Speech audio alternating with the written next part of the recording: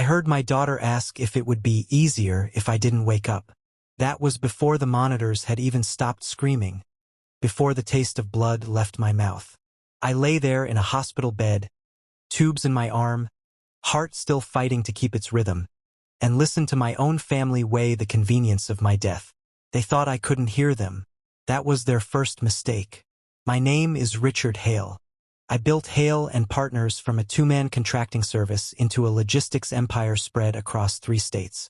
40 years of my life turned into warehouses, trucks, trade contracts, and a portfolio that's been the envy of competitors for decades. I'm 68 years old, healthy by most standards, and until 2 nights ago, I hadn't spent more than a few hours in a hospital since my son was born. I've always been a man who sees trouble coming. Markets shifting, contracts souring, partners getting greedy. But this came without warning. One moment I was leaning over next quarter's projections in my office. The next I felt my chest clamp like a vice. The room narrowed, the edges turned black, and my assistant's voice became a distant echo. They told my family it might be an infarction. They told them I was unresponsive. They told them I might not wake for days. But they didn't tell them I could hear everything. I lay perfectly still, letting their words drip into me like poison. At first there was feigned concern, the right phrases for the doctors. But once the white coats left, the tone shifted. My eldest son spoke of streamlining the company. My daughter asked who'd get the house on Lakewood. My wife, God help her, stayed quiet but didn't stop them. And then came the line that snapped something deep inside me. It would be easier if he didn't wake up. I decided in that moment I would not wake. Not yet. I would let them plan, let them bare their teeth, and give them all the rope they needed. When I opened my eyes again, it would be on my terms. If you'd asked me a week ago, I'd have told you my family was complicated, but loyal. We'd weathered storms together, recessions, lawsuits, the kind of industry downturns that sink lesser companies. My son, David, had been my heir apparent since he was 25. My daughter, Claire, was the face of our charity arm, speaking at galas, shaking hands with donors. And my wife, Margaret, we'd been married 43 years. We'd built this empire side by side, at least in the early days. It's easy to mistake appearances for truth when you've built the stage yourself. Now, lying there in a hospital bed with my eyes closed, I was hearing the tone beneath the words. The clipped impatience in David's voice when the doctor explained, it could be days or weeks. The sharp inhale from Claire when she asked about next steps, and the doctor didn't immediately offer them. The careful neutrality in Margaret's tone. A skill honed over years of keeping peace at the dinner table. But what struck me wasn't just the words. It was the timing. Barely an hour after I'd been brought in, they were already moving past, will he live? To what happens when he doesn't? They left that first evening without realizing I'd committed their voices to memory. I counted their footsteps out of the room, the click of the door shutting, the fading echo down the hall. It was only after they were gone that I heard another sound, softer, slower. Someone pulled the chair closer to my bed and Saturday. Don't listen to them, a young voice said quietly. It was Michael Brooks, son of my oldest friend and business partner, Alan Brooks. Alan had been gone 10 years, cancer taking him before 60. I'd promised him, at the graveside, that I'd look after Michael. I'd kept that promise. Paid his tuition, brought him into the company's engineering division, mentored him like my own.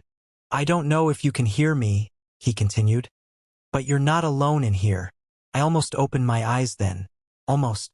But I stayed still, breathing slow, letting the monitors tick on. That night, I made my first move. When the night nurse came in to check the 4, I let my fingers twitch deliberately. She froze, then leaned in close. You're awake, she whispered. I opened my eyes a fraction, just enough for her to see. Phone, I mouthed. She hesitated, then slipped a small hospital notepad into my hand. I can't give you my phone, but write it down. I scrawled 2 names, Peter Lawson, attorney, and Michael Brooks. Then one word, private. She nodded once, slid the paper into her pocket, and left without another word. I closed my eyes again. The game had started. The next morning began the way hospitals always seem to. Too bright, too loud, too early. Nurses moved in and out, adjusting lines, checking monitors.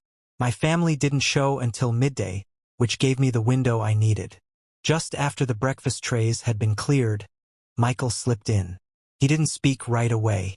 Instead, he sat in the same chair as the night before, leaned forward, and lowered his voice. "I don't know what's going on with them," he said, meaning my family. "But I know what I heard in the hallway last night. They're talking about you like you're already gone." I kept my breathing slow, steady, eyes closed. Then I felt something press against my palm. A small, square shape. A prepaid flip phone. "Keep it hidden. I'll check back tonight." When he was gone, I slid the phone under the thin hospital blanket and let my hand rest on it. A tool like that could do more damage than any scalpel in the building. That afternoon, my family arrived. David paced while talking into his phone. All hushed tones and clipped sentences, until I caught a phrase that made my pulse quicken. "Once the transfer clears." Claire was scrolling through listings on her tablet, showing Margaret beachfront properties for after. Margaret didn't even pretend to scold her. I let them stay in their bubble. Let them believe I was a piece of furniture in the room. As soon as they left, I opened the phone and dialed from memory. Peter Lawson's voice was crisp, alert. "Richard, I need you at the hospital. No one knows I can talk. Bring the papers." There was a pause.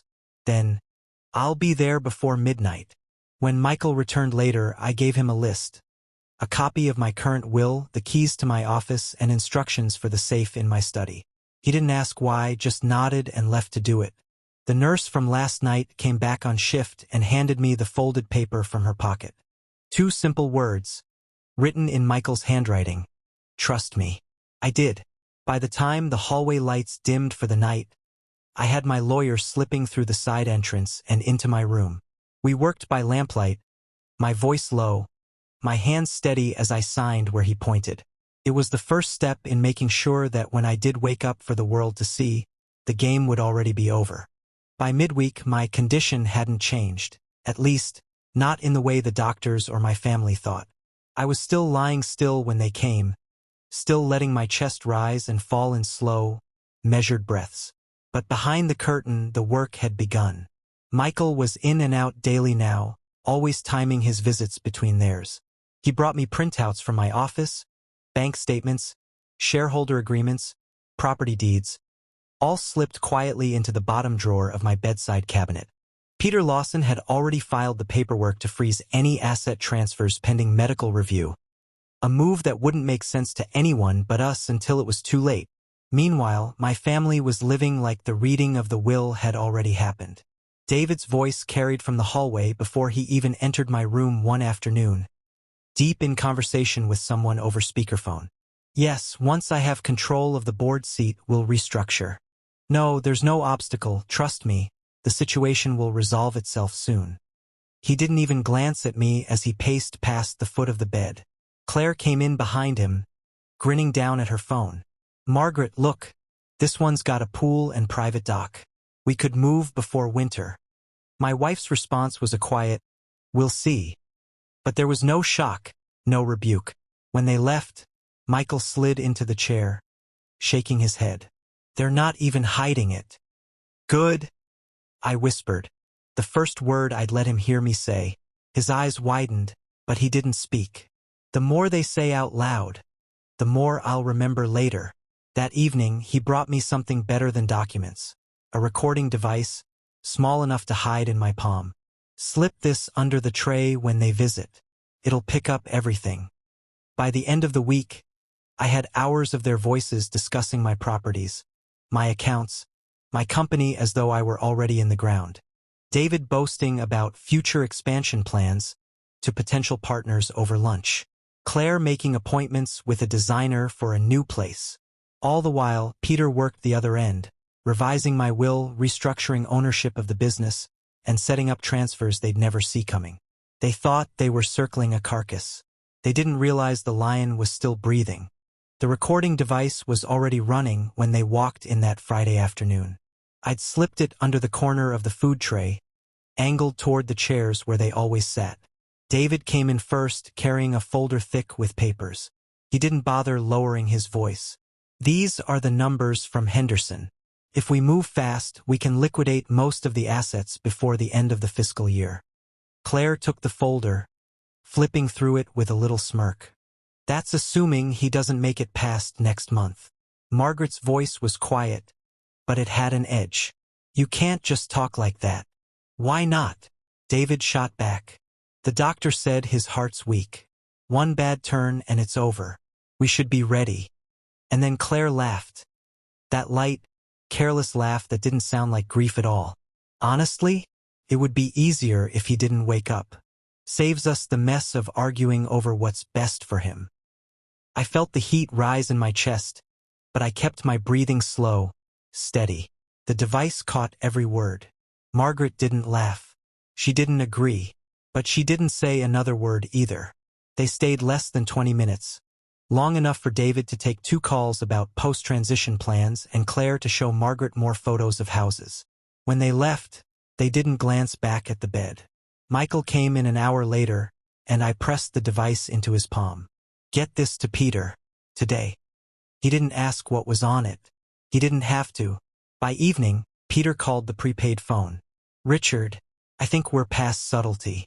That recording is more than enough to justify the changes we're making, and to defend them if it comes to that." "Good," I said. "File the final draft. I'll sign when you bring it." I ended the call and lay there in the dim light, listening to the low hum of the monitors.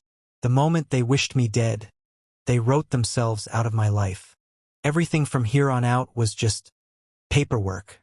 Peter came after visiting hours. Slipping through the side entrance the night nurse kept unlocked for him. He carried a slim black case and the same calm, deliberate expression he'd worn in every boardroom negotiation we'd ever been in together. "This is it," he said, setting the papers on the rolling tray beside my bed. "Revised will, business succession plan, power of attorney, all pointing to Michael Brooks as sole beneficiary and controlling partner." I read every page, my finger tracing the lines in the dim light. My children's names were still there in the first clauses, but only long enough to list them as specifically excluded. Their faces would be worth the extra ink. "Do it," I said, and the pen felt steady in my hand as I signed. Peter slid the documents back into his case, snapping the locks shut. "By the time you wake up, these will be registered. They won't be able to touch a dime." Before he left, he handed me a small envelope. Inside was a copy of the company's share transfer documents. My 62% majority stake, reassigned to Michael.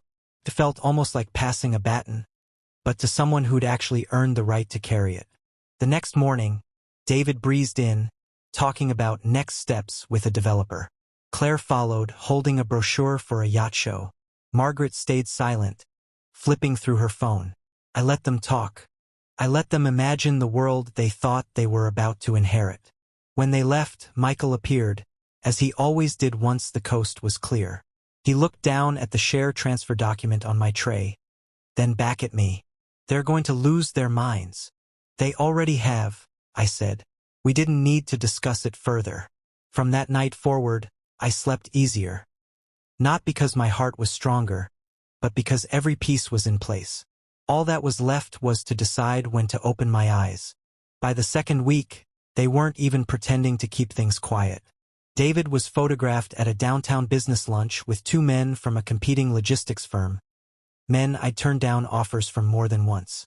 The photo made it into a trade blog, where the caption guessed he was positioning himself for new leadership. Claire's social media lit up with pictures from property tours, ocean views, private pools, captions full of vague hashtags about new beginnings. She wasn't subtle. Margaret was harder to read. No posts, no lunches. But Michael told me he'd seen her leaving a jewelry boutique on 5th, a small velvet bag in hand. She wasn't wasting time mourning, that much was clear.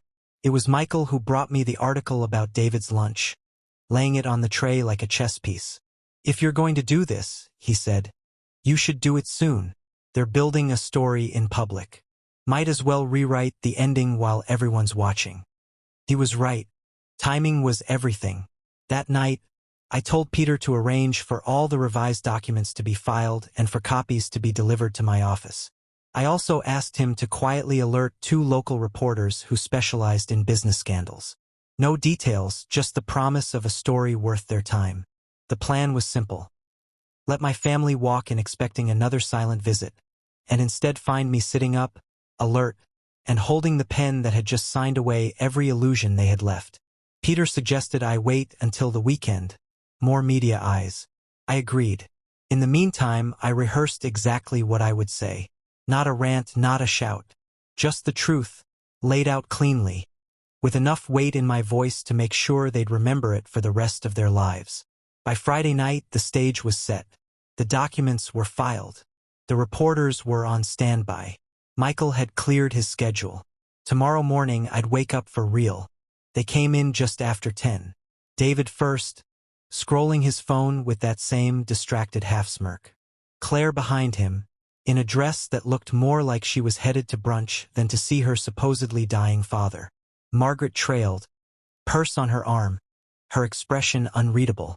I was sitting up in bed, propped by pillows, the breakfast tray in front of me pushed aside to make room for a neat stack of papers. David stopped short when he saw me. "You're awake," I said, my voice steady. "Yes, I've been awake for some time." Claire's mouth opened, then closed. Margaret froze in the doorway. "I've heard every word you've spoken in this room," I continued. "Every plan. Every joke about how much easier things would be if I didn't wake up." David took a step forward, his tone defensive. "Dad, you're not thinking clearly. You've been flat on my back, yes," I cut in. "But not deaf, not blind, and certainly not stupid." I tapped the stack of papers. "While you've been spending what you thought was your inheritance, I've been making adjustments." Claire's eyes narrowed. "What kind of adjustments?" "The kind that ensure my company, my properties, and my accounts go to someone who's proven they actually give a damn whether I live or die." I glanced toward the door. Michael stepped in, standing a little taller than usual. David's face darkened. "You can't just." "I can," I said, my tone cold. "And I have. The will is changed. The company shares are transferred. Everything you've been circling is no longer yours to take." Margaret's voice broke through, low and tight. "Richard, why him?"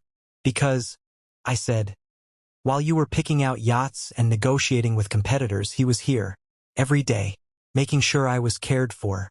Not because there was something in it for him, because it was the right thing to do." No one spoke.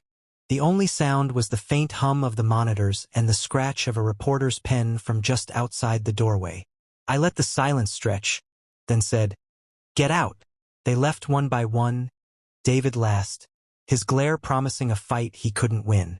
By the time the elevator doors closed behind them, the reporters had already moved in.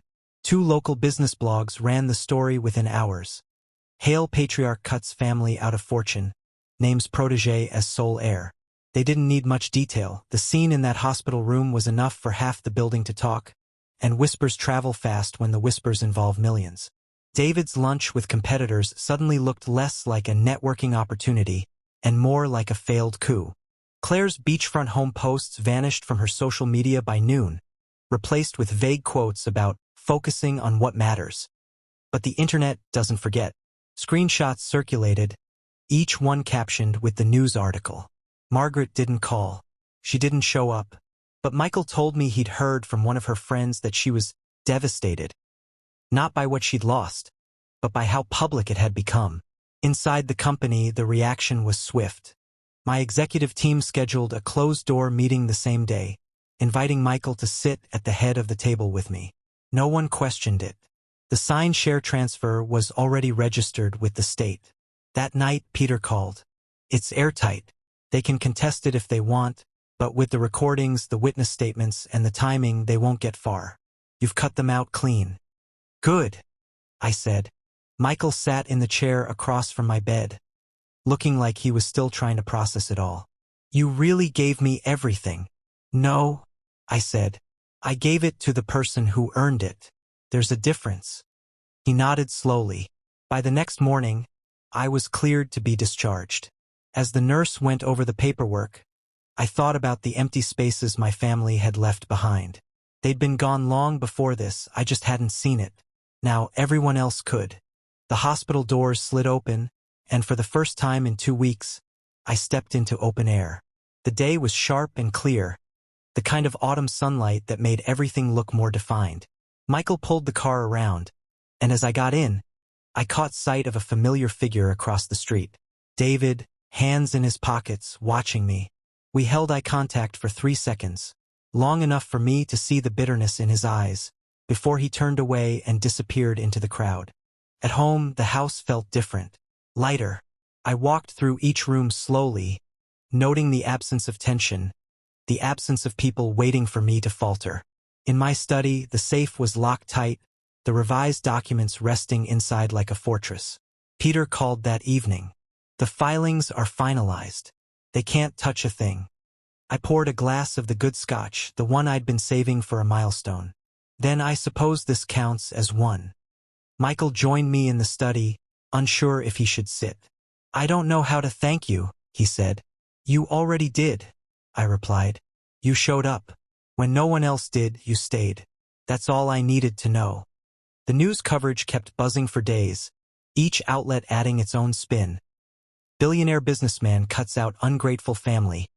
Protégé inherits logistics empire after hospital drama. I didn't read them all.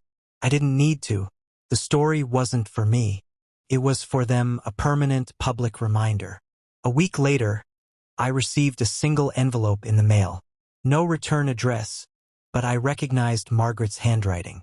Inside was a single line, "We could have worked this out." I burned it without replying. In the end, it wasn't about punishing them. It was about reclaiming control, about making sure the last chapter of my life was written by me, not by people waiting for me to die. They thought they'd already buried me. Now they have to live knowing I walked out on my own 2 feet, taking everything with me.